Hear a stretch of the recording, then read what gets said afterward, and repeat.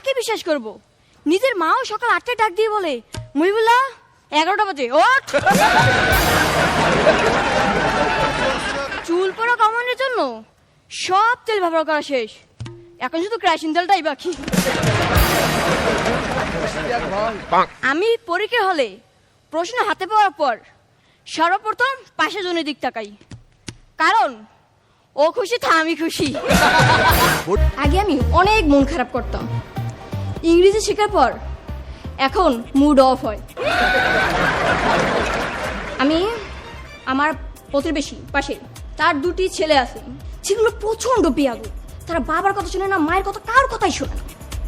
আমি আম্মুকে দেখাই বলি, আম্মু দেখছো ছেলেগুলো কি বেয়াদব, এরকম বেয়াদব আমি আমার বাপের জন্ম দেখিনি।